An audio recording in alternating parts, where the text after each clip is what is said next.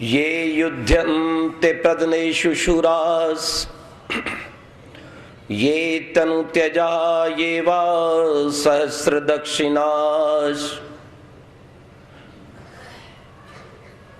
तांश्च देवापि गच्छतात्। ओम शांति शांति शांति।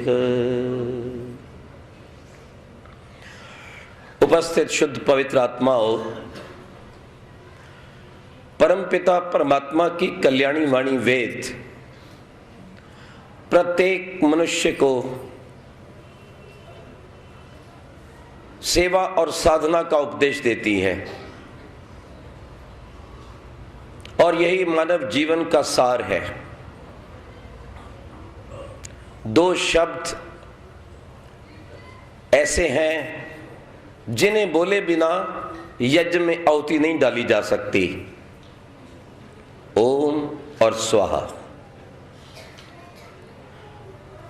यही हमारे जीवन का सार है। इसलिए महर्षि दयानंद सरस्वती ने आर्य समाज की स्थापना करते हुए यज्ञ को आर्य समाज का प्रतीक बनाया है, जो केवल भारतीयों के नहीं अपितु विश्व के प्रत्येक मानव को अपना लक्ष्य बताता है। हम क्या हैं? सब कुछ भगवान की देन है। हम क्यों हैं? हमें जीवन में यज्ञ करना है। सेवा और साधना, यज्ञ और योग, ओम स्वाहा, इसके सिवाय और जीवन कुछ नहीं है। और यही मनुष्यों में और अन्य पशु पक्षियों में बहुत बड़ा अंतर है। जिस देव दयानंद ने यह सूत्र हमें दिया, स्वयं उसने अपना सर्वस्व भगवान के समर्पित कर दिया।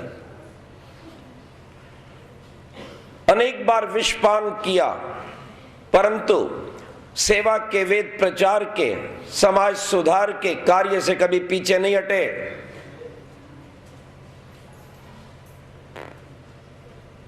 और अपनी साधना को बनाए रखा।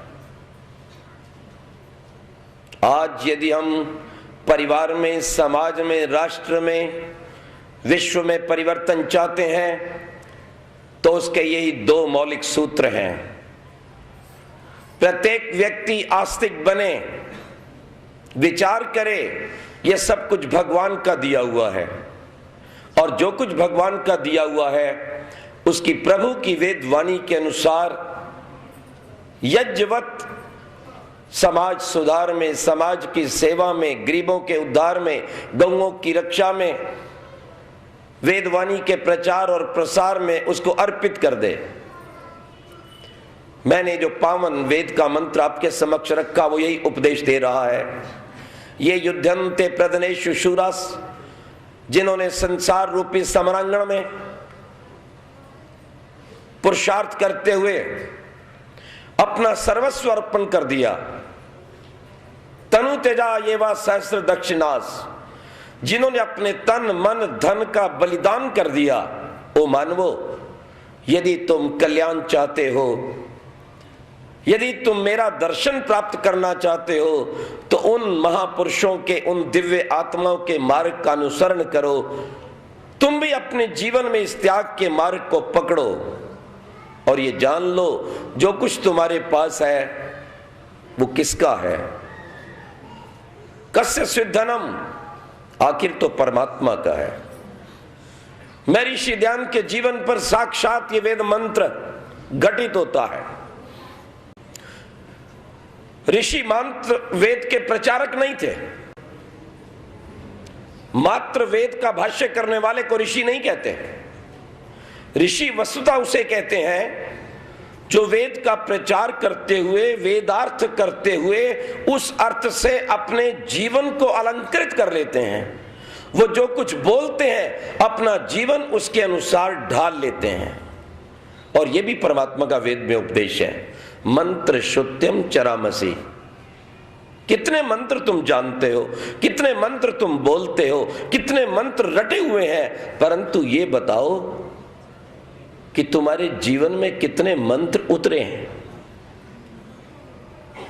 विचार कीजिएगा, आप कितनी देर तक साधना करते हैं, कितना समय आप भगवान को देते हैं संध्या के लिए। क्या आप उसकी आज्ञा से यज्ञ कर रहे हैं? माता पिता की सेवा बलि वैश्व यज्ञ कर रहे हैं?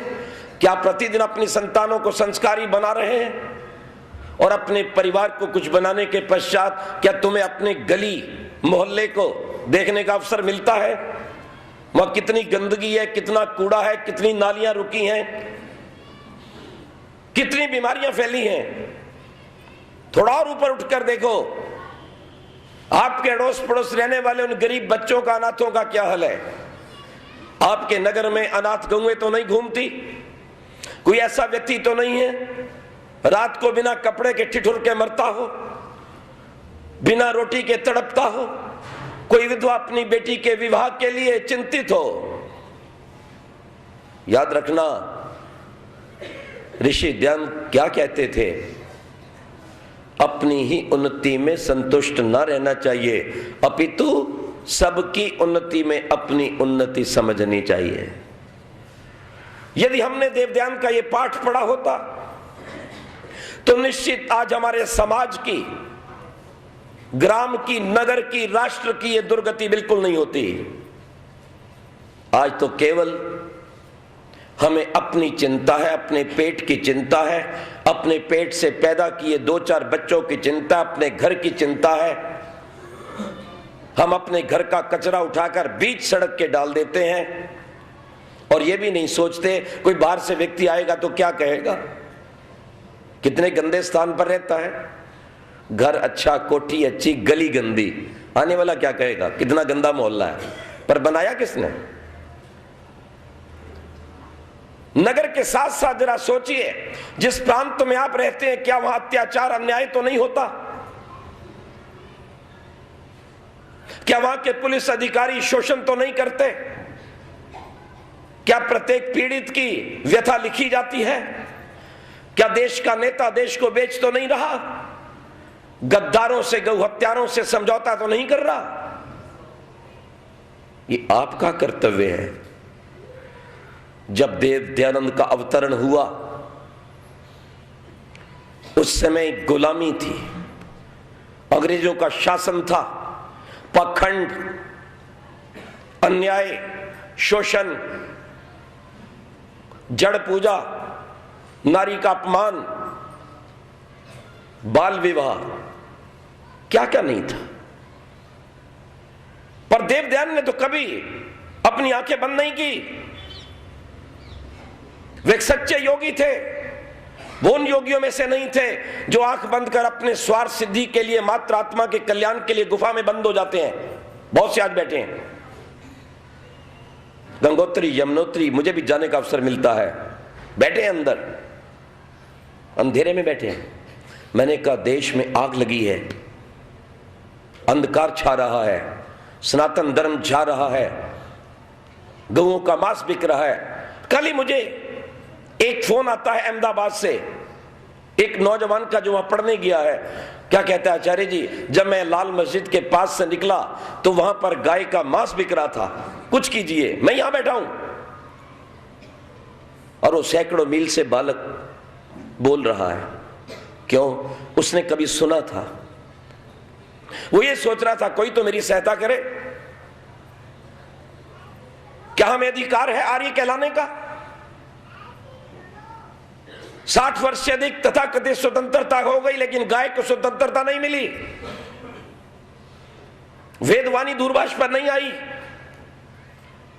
आज भी गुरुकुलों के चलाने वाले झोली पसार कर दर दर की ठोकर खाते हैं, लेकिन जिहादी बनाने वाली संस्थाओं को, मदरसों को सरकार करोड़ों अरबों रुपया दे रही है। कौन करेगा इनका मुकाबला? देव दयानंद ने अपने काल में हर अत्याचारी, अन्यायकारी का मुकाबला किया, हर पाखंडी को उत्तर दिया, लोगों को गुमराह जो कर रहे थे मजहब के नाम से, उनका खंडन किया। निर्भीकता से गए, पखंड के गढ़ में गए और वहां जाकर पखंड खंडी पताका फहराई। आप क्या कर रहे हैं? कौन है आपका गुरु? क्यों आप हैं चुप? जो 16 बार विष पान करके नहीं डरा, आप कैसे डर गए? जिसके अमर बलिदानी शिष्य श्रद्धानंद नहीं डरे, शुद्धि का आंदोलन चलाते रहे, गौ मांस खाने वालों को पवित्र करके गौ का भक्त बनाते रहे। उन्हें गोलियां खानी पड़ी लेकिन वो पीछे नहीं हटे। पंडित लेखराम, गुरुदेव दयानंद के पटु शिष्य, जीवन भर प्रचार प्रसार का काम किया, अंधकार को दूर करने का काम किया। जो अपने हिंदू भाइयों को लोभ लालच से फुसलाकर, बहकाकर, धमकाकर मुसलमान बना रहे थे, उनमें जाके काम किया। धमकियां मिली लेकिन कार्य नहीं छोड़ा, पीछे नहीं हटे, भयभीत नहीं हुए। अंत में अपने जीवन का बलिदान दे दिया। पंडित लेखराम, खून बह रहा है लेकिन मानसिक बल इतना है कि अपने हाथ से अपनी आंतड़ियों को पकड़े हुए हैं। यह ईश्वर का बल, संयम का बल है। जीवन की प्रतिज्ञा है कि गुरुदेव के सपने को साकार करना है। हम कौन सा सपना साकार कर रहे हैं जरा आप विचारो। 2-4 बच्चे पैदा करके, पढ़ा लिखा कर, नौकरी करवा देना, शादी कर देना और फिर पूरा जीवन उस घर में बैठकर मर जाना, यह कहां लिखा है दयानंद ने? मुझे आप बताओ। दयानंद ने कहा, वानप्रस्थ को जाओ, सेना सजाओ, एकत्रित हो जाओ, संगठित होकर के अन्याय, अज्ञान, अभाव के खिलाफ लड़ाई लड़ो। शक्ति रेव जयते बलम उपास्व। दुनिया में शक्ति की जय होती है। थोता सत्य में जय कहने से सत्य की जय नहीं होती। सत्य का एक अर्थ शक्ति भी है। कहते इसमें सत्य नहीं रहा, मतलब शक्ति क्षीण हो गई। इसलिए देव दयानंद ने क्या कहा? मोटे से 3 सूत्र सार रूप में मैं आपको कहना चाहूंगा, जिसके कारण वो संसार के अंदर पूज्य हो गए। पहली बात, सत्य ज्ञान को प्राप्त करो, पाखंडों से बचो। सत्य ज्ञान वेद परमात्मा की वाणी है, उसे प्राप्त करो। यज्ञों में बलि मत दो। जाति पाति के इन पखंडों को छोड़ो, जड़ पूजा को छोड़ो, भाग्यवाद तांत्रिकों को छोड़ो, ज्ञानवान बनो। तुम्हारा भगवान तुम्हारे हृदय में है, वो भगवान प्रत्येक व्यक्ति में है। इसलिए कैसी छुआछूत, कैसी ऊंच नीच, कैसा लड़ाई झगड़ा। ये उपदेश दिया दयानंद ने, तुम वेदों की ओर लौटो, पखंड को छोड़ो। ऋषि ब्रह्मा, महातपस्वी शिव, जिसकी चर्चा में ऋषि ध्यान सरस्वती अपने पुणे प्रवचन में करते हैं, साधारण लोगों को मालूम नहीं है, इसलिए मैं शिवजी महाराज की जय बोलता हूं। कैलाश से लेकर काशी तक उनका राज्य था, वो सम्राट थे, क्षत्रिय थे। उन्होंने अपने जीवन में वेद का अनुसरण किया। मर्यादा पुरुषोत्तम राम वेद की मर्यादाओं पर चलते रहे। योगेश्वर कृष्ण वेद की मर्यादाओं पर चले। न आता ताई वधे दोष, अत्याचारी को मारने में कोई पाप नहीं है। मानो दुष्ण सही शत, दुष्टों का राज्य सहन मत करो। इसलिए दयानंद ने हमें ज्ञान दिया, हमें जीना सिखाया और ये कहा, गुलाम रहना तुम्हारा धर्म नहीं है। ये भाग्यवाद तुम कहां से ले आए हो? चारों वेदों में कहीं भाग्यवाद का नामो निशान नहीं है। लगभग 20,000 मंत्रों में कहीं नहीं लिखा कि भाग्य के भरोसे बैठकर रोवो। ध्यान रखना इस बात को। सब जगह आया पुरुषार्थ करो, कुर्वन्न वे कर्माणि, आगे बढ़ो। अस्माकं वीरा उत्तरे भवन्तु, इस धरती पर राज्य करो। इंद्रम वर्धंतु अप्तुरः कृणंतो विश्वमार्यमपघनंतो रावण। एक एक वेद का मंत्र आप में भावना भरता है। वो भाग्य के भरोसे बैठकर रोने की बात नहीं करता। इसलिए दयानंद ने आवाज लगाई, तुम ऋषियों की, विश्व सम्राटों की संतान हो, काय को गुलाम बैठी हो, क्यों अपमानित हो रहे हो? तुम्हारे सामने तुम्हारी ललनाओं को गोरे ले जाते हैं, मुल्ले ले जाते हैं। तुम भूल गए महाभारत को? तुम भूल गए श्री राम और रावण के युद्ध को? क्या तुम भूल गए उस महातपस्वी शिव को जिसने जीवन भर राक्षसों से, दानवों से मुकाबला किया था और धर्म की रक्षा की थी? उन्होंने तो नहीं कहा था हमारे भाग्य में लिखा हुआ है? छोड़ दो इस बात को। इसे ध्यान ने आवाज लगाई, तुम्हारे भाग्य में स्वतंत्र रहना लिखा है। वेद के ज्ञान को प्राप्त करो, स्वाभिमानी बनो। तुम कमजोर नहीं हो, वीरों की संतान हो। तुम ज्ञानवान ऋषियों की संतान हो। तुम्हारे वो ज्ञान निहित है बीज रूप में, जगाओ उसको। इसलिए ज्ञानवान बनने के साथ साथ अपने जीवन में सेवा का काम लो, सबको जोड़ो। और सेवा हर व्यक्ति को प्रभावित करती है, सेवा हर व्यक्ति को मित्र बनाती है। निष्काम सेवा करने वाले की संसार में पूजा होती है। हम यूं ही किसी धनवान की कभी जय जयकार नहीं करते, ना किसी बलवान की जय जयकार होती है हमारे मंच से, और ना किसी विद्वान की होती है। यहां जय जयकार उसकी होती है जिसने अपने ज्ञान से अंधकार को प्रकाश में बदला है। ऋषि ध्यान जैसों की, ऋषियों जैसों की त्याग की जय जयकार होती है। जिसने अपने बल से अन्याय अत्याचार को दूर किया, उसकी जय जयकार होती है। याद रखना, श्री कृष्ण की, शिवाजी की, राणा प्रताप की, बिस्मिल भगत सिंह आजाद की, करतार सिंह सराबा की, रानी लक्ष्मीबाई की, वो बलवान थे होंगे अपने घर पर, लेकिन दुनिया में जय जयकार आर्य उसकी करते हैं जो अपने जीवन का बलिदान करता है। भामाशाह की इसलिए जय होती है कि उसने अपनी सारी संपदा को अपने धर्म और राष्ट्र के लिए समर्पित कर दिया था। इसलिए जय जयकार नहीं करते कि बहुत बड़ा धनवान है। अगर ऐसा होता तो शायद बिरला और जितने भी बड़े बड़े बजाज हैं, इनकी, टाटा जैसों की हम रोज जय जयकार करते हैं।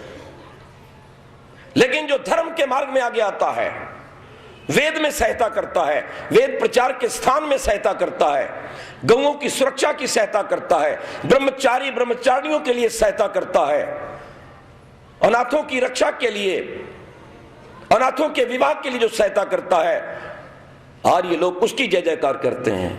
इसलिए देव ध्यान ने कहा, ज्ञानवान बनो, निष्काम सेवा भावी बनो, और उसके बाद स्वतंत्र रहो, गुलाम मत बनो। हम इंद्रों ने पराजिज्ञ, भगवान ये उपदेश देता है, मैंने तुम्हें इंद्र बनाकर धरती पर भेजा है, तुम गुलाम बने हो इंद्रियों के।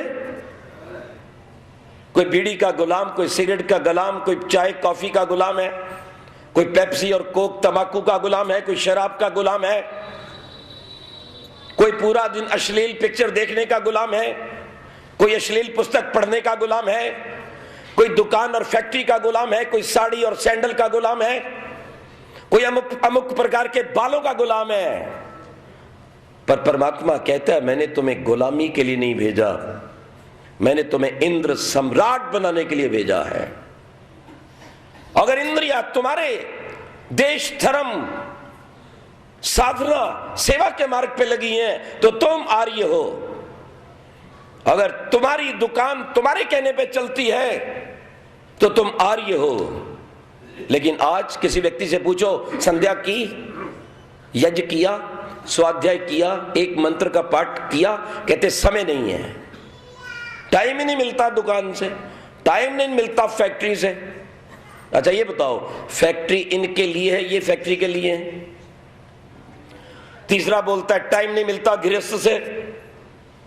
क्या गृहस्थ आश्रम डूबने के लिए बना था?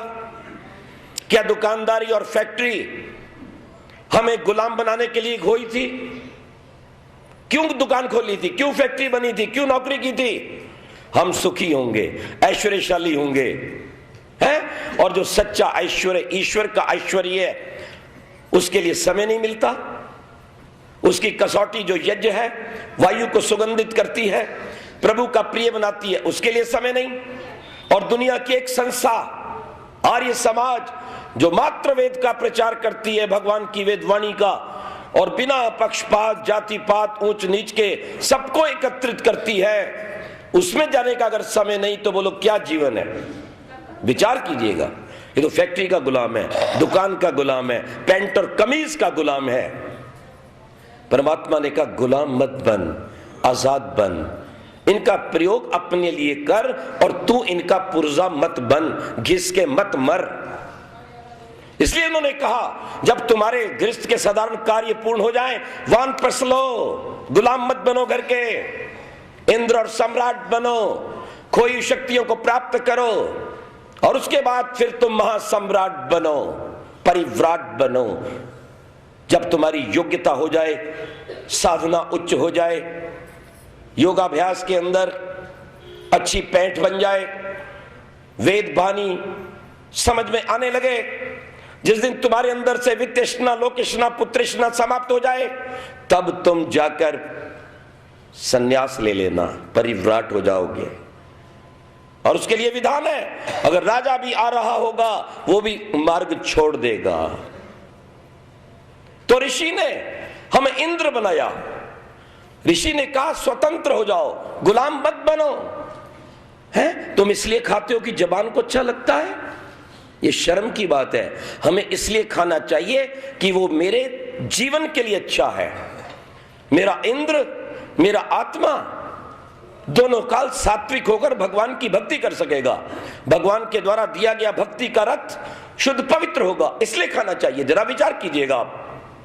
तो महर्षि दयानंद सरस्वती उच्च कोटि के योगी थे, उच्च कोटि के तपस्वी थे, जो बर्फ खाकर भी जी जाते थे, भयंकर सर्दी में पसीना निकाल देते थे। उच्च कोटि के ब्रह्मचारी थे, याद रखना उच्च कोटि के वैरागी थे। एक बार घर छोड़ दिया तो वापस घर को नहीं देखा।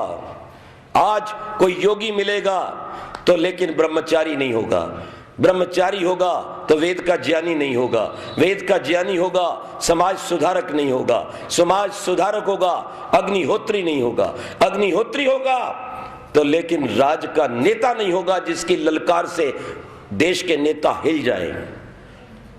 राज का नेता होगा लेकिन उसमें जाति पाति की भावना कूट कूट के भरी होगी, वो दुम हिलाएगा वोट के लिए। वो मानवतावादी नहीं होगा, मानवतावादी होगा तो वैज्ञानिक नहीं होगा। समाज सेवा करता है, मानवतावादी अच्छा व्यक्ति है, लेकिन बेचारे को आज दिन तक ये नहीं पता आत्मा परमात्मा में क्या अंतर है। बोले दोनों एक ही है। भगवान क्या रहता है ऊपर में, क्यों नीचे उसको डर लगता है तुम्हारे से, तुम्हारा पिता और माता है, ऐसा क्यों बोल रहे हो? आत्मा अलग है, परमात्मा अलग है, प्रकृति अलग है। वो दयानंद एक ऐसे सन्यासी थे जो वैज्ञानिक थे, और वैज्ञानिक होते हुए, वैज्ञानिक तो बहुत मिलेंगे लेकिन योगी नहीं मिलेंगे, तपस्वी नहीं मिलेंगे, वेद भाष्यकर्ता नहीं मिलेंगे, पर दयानंद में सारे गुण हैं। वो जीना भी जानता है आनंद से, शेर की तरह रहना भी जानता है, और एक पवित्र आत्मा की तरह मुस्कुराते हुए मरना भी जानता है। उसके पास जीने की भी कला है और उसके पास आनंद से मरने की भी कला है, और ये बात केवल दयानंद में है। वो गुण हम में आने चाहिए कि हम प्रभु के समर्पित होकर अपने जीवन में काम करें, अपने कर्तव्य का पालन करें, इन बातों का हम ध्यान दें। और महर्षि दयानंद की सबसे बड़ी लड़ाई जहां अज्ञान के विरुद्ध थी कि पाखंड नहीं रहेगा, हस्तरेखा भूत प्रेत ये नहीं कुछ भी रहेगा, भगवान ओम है, उसके स्थान पर लक्कड़ पत्थर की पूजा नहीं होगी। क्या मिलेगा? एक बेटी 16 वर्ष की बाजार से एक बहुत सुंदर वो हवा भरने वाला एक बहुत ही सुंदर लंबा खिलौना था, पूरे एक नौजवान की शक्ल बनी थी, मिलते ना आजकल। वो घर ले आई और उससे खेलती है, उसके पास बैठती है, उसको चूमती चाटती है, रोटी साथ बैठ के खाती है, उसके मुंह में डालती है। उसकी माँ ने कहा तो इतनी बड़ी होगी क्या कर रही है? बोले मुझे ये बहुत ही अच्छा लगता है। उसके साथ ही सोती है, स्कूल जाना बंद है क्योंकि ले जा नहीं सकती, कपड़े डालती है, स्नान करवाती है, बढ़िया से बढ़िया साबुन लगाती है, तेल लगाती है। बोले बेटी क्या कर रही है? बोले मेरा तो इसमें मन लग गया है और मुझे ऐसा लगता है कि मेरा बस यही सब कुछ है, मैंने तो इसको सर्वस्व समर्पित कर दिया है, मैंने तो इसको अपना पति स्वीकार कर लिया है, मेरी तो इससे विवाह हो गया है। बोले मूर्खता कर रही हो? बोले नहीं, मैंने तो जयमाला डाल दी है, ये मेरा पति है, मेरा जीवन साथी है। बोले तेरा आगे परिवार कैसे चलेगा? बोले जब इसकी कृपा होगी अपने आप चलेगा। मैं आपसे पूछना चाहूं, उस जड़ बुत को जो खिला रही है, पिला रही है, श्रृंगार कर रही है, कपड़े रोज बदलती है, अपने साथ बिठाती है, मुंह में घुसोड़ती है, उसकी मां कहती खाता तो है नहीं, बोले नहीं नहीं खाएगा, एक दिन जरूर खाएगा, लगता है अभी ये नाराज है, अभी इसने मुझे स्वीकार नहीं किया है, खाएगा खाएगा। बोले पागल मत बन, बोले नहीं खाएगा, आप देखना सही। और उससे हटाओ तो रोती है, मैं मर जाऊंगी अगर तुमने इससे मुझे छुड़ाया। मैं माताओं बहनों सज्जनों से पूछना चाहता हूं, ऐसी लड़की को आप ठीक ठाक समझेंगे कि पागल? बोलो क्या आवाज है आपकी? कोई आवाज नहीं। क्या आप इसको अच्छा समझते हैं? इस लड़की का दिमाग ठीक है या पागल है? बोलो। तो आज धरती पर कितने पागल घूमते हैं? कोई इंजीनियर है, कोई डॉक्टर है, कोई साइंटिस्ट है, पागलों की कोई कमी नहीं है। ये पागलपन है, लेकिन पागल स्वयं नहीं जानता कि मैं पागल हूं। कभी पागल नहीं कहेगा मैं पागल हूं। आप कहोगे ना पागल, बोले तू पागल, पागल सामने वाले को पागल बोले। दयानंद ने इस धरती के पागलपन को मिटाने का प्रयास किया था। ध्यान दीजिए, सबको नकली भगवानों से मरने वाले तथा कथित खिलौनों से हटाकर उस चेतन निराकार सर्वव्यापक भगवान के साथ जोड़ने का प्रयास किया था दयानंद ने। आज इस बात की आवश्यकता है, पुनः आवश्यकता है, हम सब प्रकार के पखंडों से बचें, अपने चेतन सर्वव्यापक निराकार हृदय में उपस्थित उस भगवान का ध्यान करें, घर को यज्ञ से सुगंधित करें, अपना मार्ग प्रशस्त करने के लिए अपने बच्चों को देशभक्त और धार्मिक बनाएं। यह दयानंद का कहना था। इसलिए सत्यार्थ प्रकाश के 10 अध्याय 10 समुल्लास अपने निर्माण के लिए हैं। पहला, ईश्वर ओम है, संतान तुम्हारी संपदा है, विद्या के बिना कोई श्रृंगार नहीं। चौथा, गुण कर्म स्वभाव से विवाह करो। पांचवा, ये कार्य निपट जाए तो फिर राष्ट्र के लिए समर्पित हो जाओ। छठा, चुप करके मत बैठो, अत्याचार अन्याय मत होने दो। अगर राजा भी अत्याचारी है तो बोलो। सत्यार्थ प्रकाश के अंत में स्वमंत्व प्रकाश के अंतर्गत ऋषिजन कहते हैं, मनुष्य वही है जो सदा अन्याय अत्याचार से टकराता है। अत्याचारी कितना भी बलवान क्यों ना हो, चक्रवर्ती सम्राट क्यों ना हो, चाहे जीवन का भी अंत हो जाए तो भी उससे लड़ता रहे, उसके अन्याय अत्याचार को सहन ना करे। क्योंकि राजा कालस्य कारणम, जैसा राजा होगा वैसा राज बन जाएगा, देश बन जाएगा।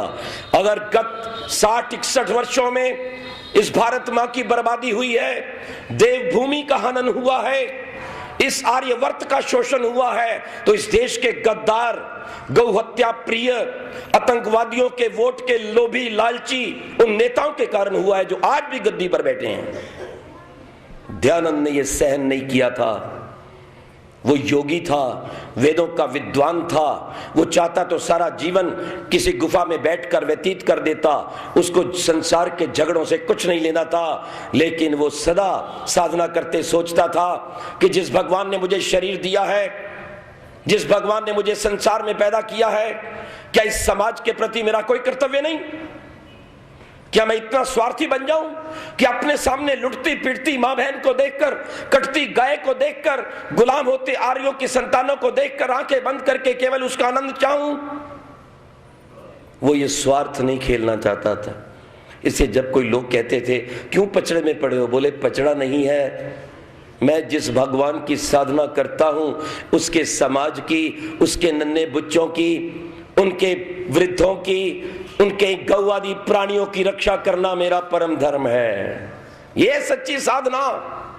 जब भगवान परोपकारी है, हम सब पर उपकार करता है, तो हम उसकी साधना करने वाले उस उपकार से रहित कैसे हो जाते हैं? अगर साधना का नाम लेने वाला व्यक्ति कोई परोपकार से दूर है, तो इसका मतलब है उसका ईश्वर से कोसों का भी संबंध नहीं, वो घोर नास्तिक है।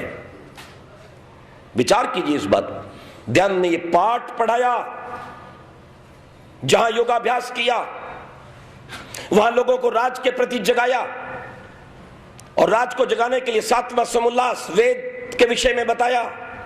ये वैदिक नीति को अपनाओ, वेद धर्म में एक हो जाओगे। और ईश्वर पर विश्वास लाने के लिए सृष्टि का चक्र दिखाया 8वें समुल्लास में।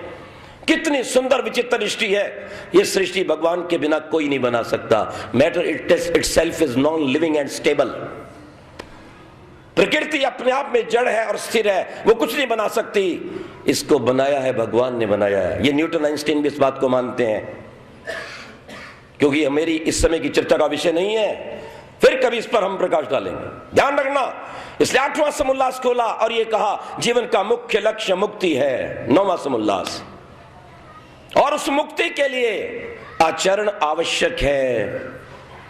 व्यक्ति तभी मुक्त हो सकता है जब उसका आचरण समाज में अच्छा हो, खान पान ठीक हो, व्यवहार सत्य से युक्त हो, लेन देन गलत ना हो। इसलिए 10वां समुल्लास रखा आचार व्यवहार के ऊपर। अब आते हैं तुम्हारे रास्ते में बाधक है पाखंड, उन्हें 11वें समुल्लास के द्वारा हटाओ। तुम्हारे रास्ते में बाधक है नास्तिकता, उसको हटाओ। और तुम्हारे रास्ते में सबसे बड़ा बाधक जो तुम्हारा जीवन ले लेगा, वो है विदेशी मत मजहब, बाइबल, कुरान, दास कैपिटल, इनको हटा दो। तो 12वें, 13वें, 14वें समुल्लास में ऋषि ध्यान ने सफाई की। जब ऋषि ध्यान ने हुंकार भरी, 11वें समुल्लास में पूरे राजाओं की सूची लिखी।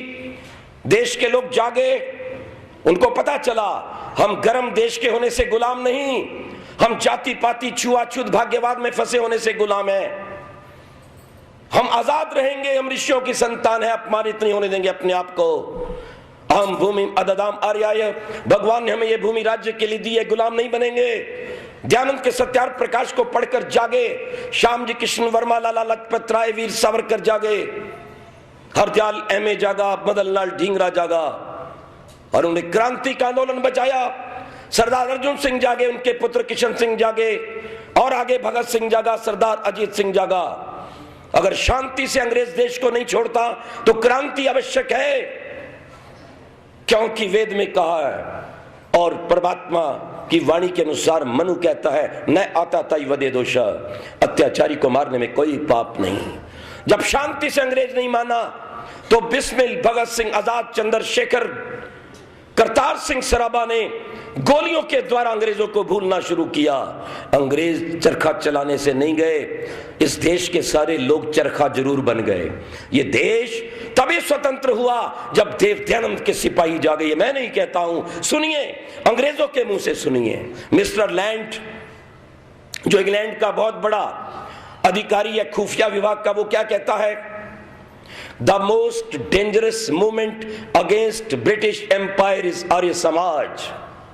कि हिंदुस्तान में अंग्रेजी राज्य के खिलाफ अगर कोई सबसे बड़ी मुहिम है, सबसे बड़ा खतरा है, सबसे बड़ा आंदोलन है, तो वो देव दयानंद का आर्य समाज है। उस आर्य समाज ने इस देश को आजाद करवाया है। और दयानंद के उन पत्रों के अंदर, उन खुफिया, उस आज भी रिकॉर्ड के अंदर दयानंद को दयानंद नहीं लिखा गया, दयानंद बागी लिखा गया है। अरे दयानंद बागी की संतानों, तुम्हारे ऊपर आज ही दुष्ट राज कर रहे हैं। आतंकवादियों को पालकर उनकी वोट लेने वाले राज कर रहे हैं। पता चल जाता है कि जब ये हमले होते हैं, राजस्थान में बम फटता है, गुजरात में फटता है, दिल्ली में फटता है, कल को मेरठ में फटा, और देश का नेता सोचता है बदनाम हो जाएगा मुसलमान।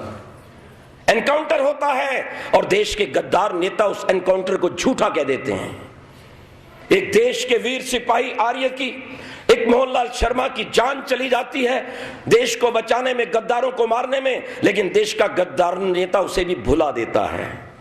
केंद्रीय सरकार के लोग कहते हैं, अर्जुन सिंह कहता है, लालू कहता है, रामविलास पासवान कहता है कि नहीं, ये एनकाउंटर सच्चा नहीं, क्योंकि मुसलमान नंगे होते हैं, मारे गए हैं। और हमारे सामने जो बात समझ में आई निकलकर, मोहनलाल शर्मा की मृत्यु नहीं होती अगर जामिया के हमले के समय, उस समय हमारी गाड़ियों को और पुलिस को वहां के मुसलमान ना रोकते। इससे ज्यादा शर्म की बात क्या होगी। उन गद्दारों के बचाव के लिए वो जामिया मिलिया का जो मुख्य वाइस चांसलर है वो सामने आता है। सरकार चुप है, यहां तक भी उनको शर्म नहीं आ रही कि जिन्होंने पहले पाकिस्तान कटवाया, ये बवंडर मचाकर उसके बाद कश्मीर में आग लगा दी। क्या स्थिति आपकी कश्मीर में जानते हो? आज दयानंद आपको पुकार रहा है। मैंने तुम्हें वीरों और शहीदों के द्वारा आजादी की बात कही थी, लेकिन तुम गुलामों की तरह उन गुलाम बनकर, हिजड़े बनकर बैठे हो और दरिंदे गौ हत्यारे तुम पर राज कर रहे हैं। आज जाइए कश्मीर में, तिरंगे को उतारा जाता है, जलाया जाता है, फिर भी उन गद्दारों को शांति नहीं मिलती, तो एक व्यक्ति को खड़ा करके उस पर पेशाब करवाया जाता है और कहा जाता है हिंदुस्तान मुर्दाबाद। इतना ही नहीं, उनको सब्र आया, इंडियन डॉग्स गो बैक, भारतीय कुत्तों चले जाओ, कश्मीर हमारा है। फिर भी सब्र नहीं आया तो कहता है भूखा नंगा हिंदुस्तान, जिए जिए पाकिस्तान। मुझे टेलीफोन के द्वारा वहां से सूचना मिलती है, याद रखो। बोलो, 60 साल तक कश्मीर को खिलाया गया था, क्यों देशभक्त नहीं बना? इन हिजड़ों से पूछो, कांग्रेसियों से पूछो, गऊ का मांस खिलाने वालों से पूछो।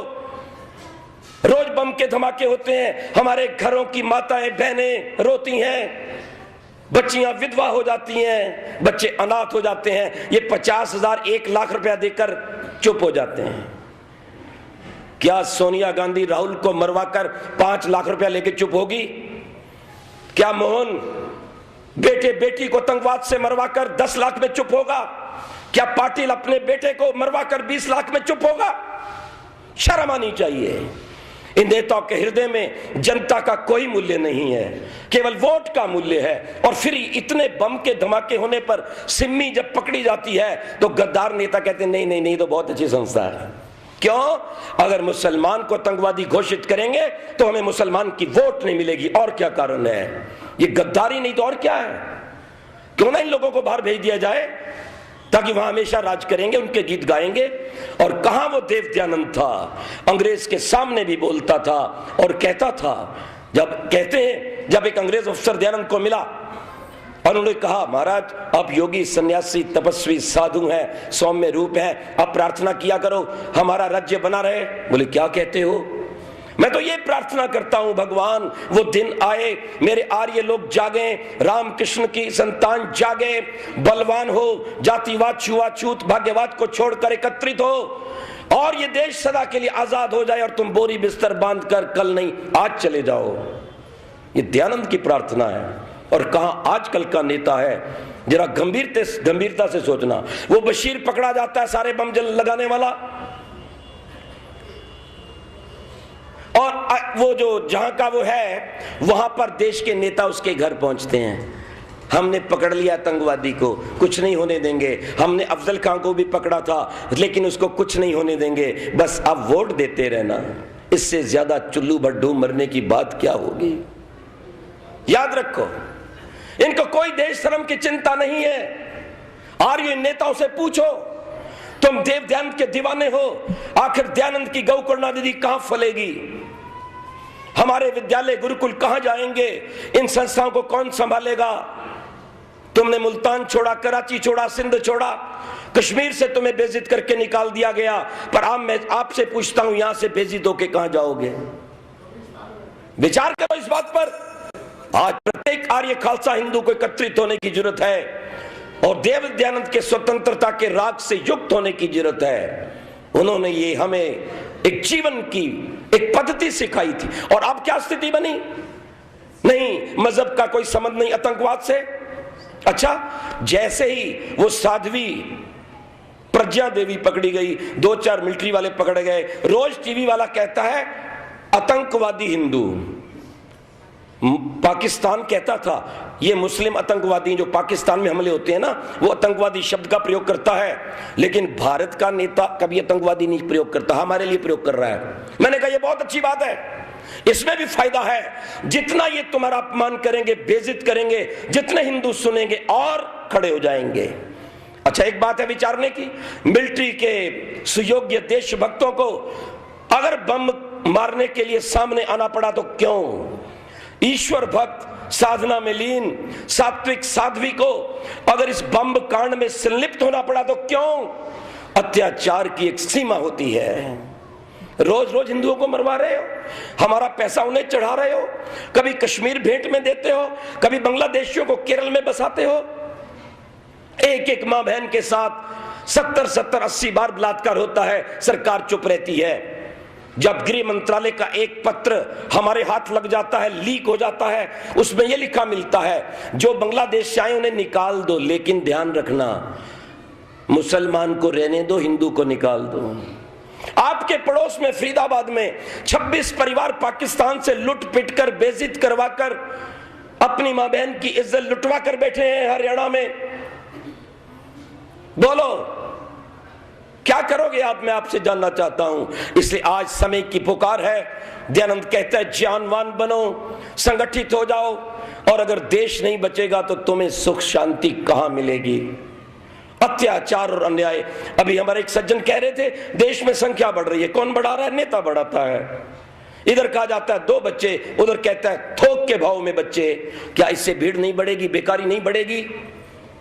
इधर हमें गौ को पालना धर्म है वेद के अनुसार, लेकिन उसको काटना उसकी छूट मिली है।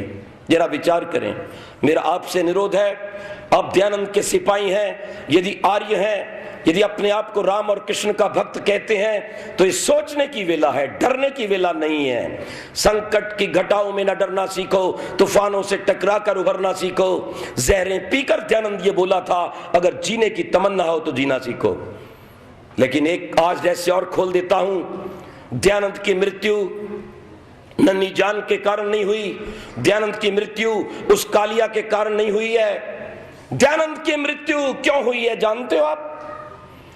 जिस दिन से मुझे सच्चाई पता लगी, मैंने वो कैसेट बजानी बंद कर दी, और मैंने उस कैसेट बनाने वाले को कहा इसको ठीक करेगा तब मैं लूंगा और दूंगा लोगों को, नहीं तो मेरा संकल्प था हर घर में देव दयानंद का चित्र लगे, जो इस राष्ट्र का बनाने वाला है, जिसने स्वराज्य को लाया है। लोकमान्य तिलक भी उनको श्रद्धांजलि देते हैं, एनी बेसेंट उनको देती है, वीर सावरकर देते हैं, रविंद्र प्रसाद उनको देते हैं। गांधी भी कहता है स्वराज्य की मूल को लगाने वाला दयानंद था, छुआछूत को हटाने वाला वो था। ये सच्चाई है, क्योंकि कांग्रेस से 10 साल पहले आर्य समाज बनाया गया था 1875 में, ये तो 1885 में बना है। लेकिन जब दयानंद जोधपुर जाते हैं, ध्यान से सुनो ये बात, फैजुल्ला खां के बगीचे में रहते हैं। फैजुल्ला खां एक मुसलमान है, स्वामी जी को किसी से कोई परहेज नहीं था, वो मानवता की बात करते थे। जब आप दयानंद के सत्यार्थ प्रकाश के 13वें-14वें समोल्लास में पढ़ेंगे तो आप पाएंगे दयानंद ने कोई गलत बात नहीं लिखी। बार बार ये लिखते हैं इस झूठ को, पखंड को, अत्याचार कत्लेआम को क्यों मानते हो? विश्लेषण देख लेना आप उनका। इसलिए आज तक हिंदुस्तान का कोई मुसलमान सत्यार्थ प्रकाश पर प्रतिबंध नहीं लगा सका।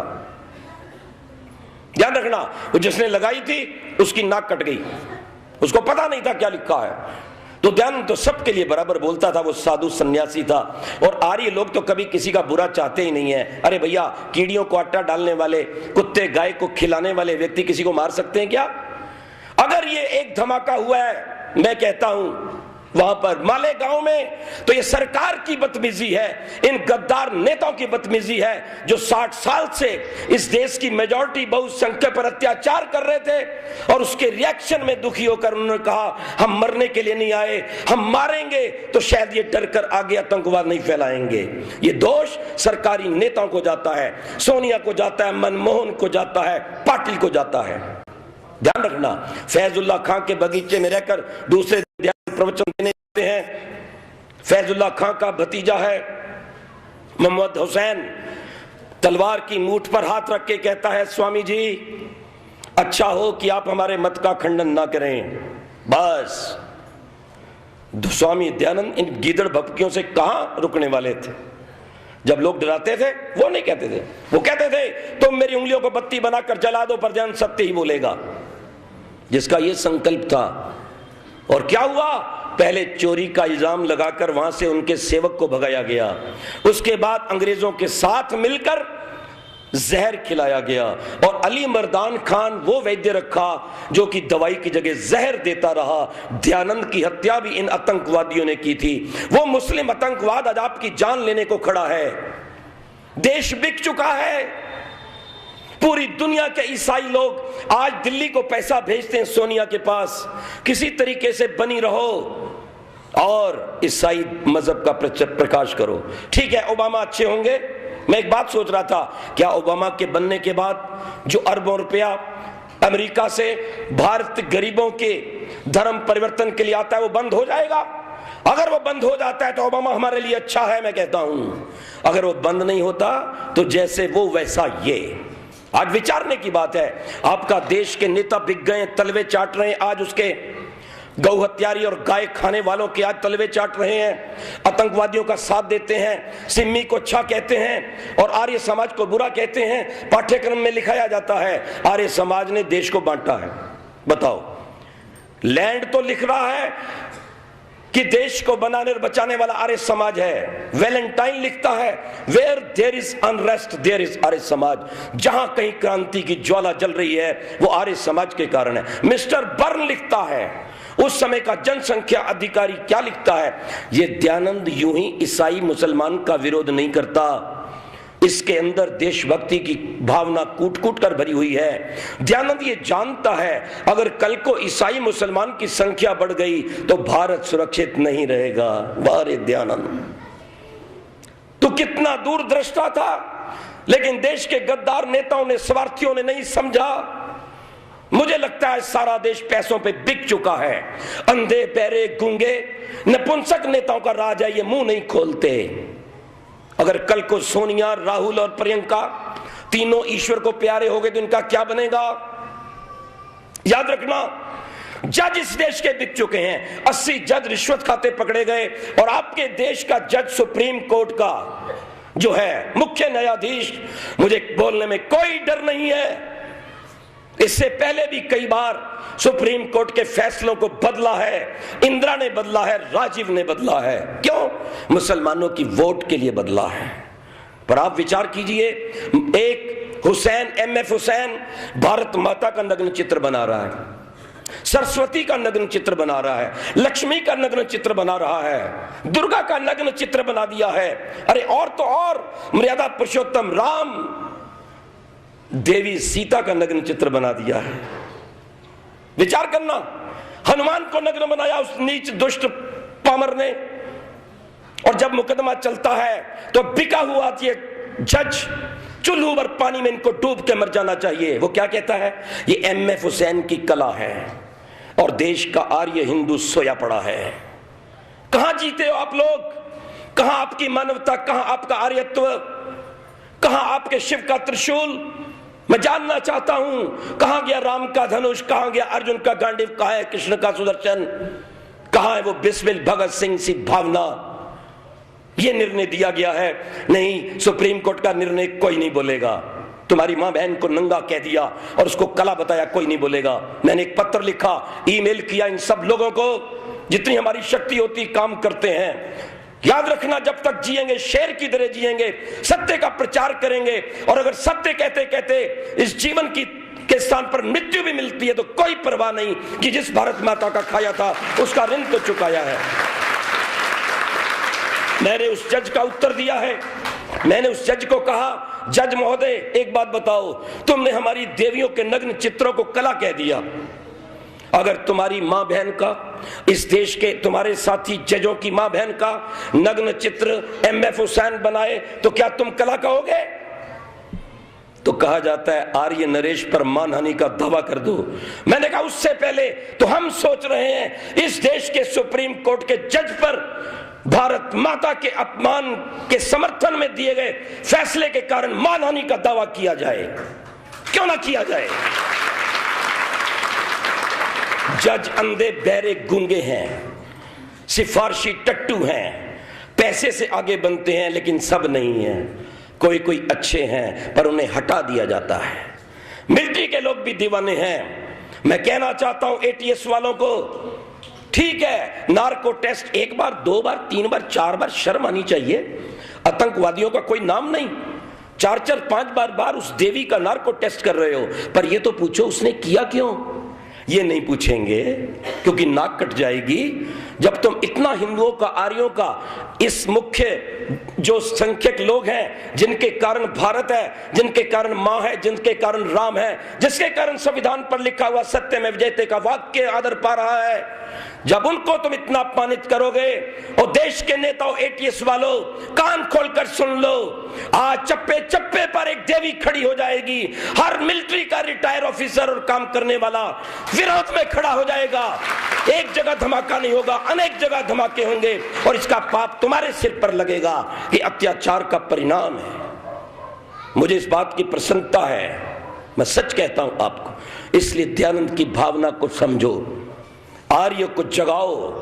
जो व्यक्ति मैंने कहा ज्ञानवान है, अपने आसपास को देखता है, जो संगठित है, छुआछूत जाति पात से दूर है, जो संतत्व रहना चाहता है, जो गुलाम नहीं रहना चाहता। तुम तो 2 बार मंत्र बोलते हो, अदीना श्याम श्रद्धा शतम, तो गुलाम कैसे बनते जा रहे हो?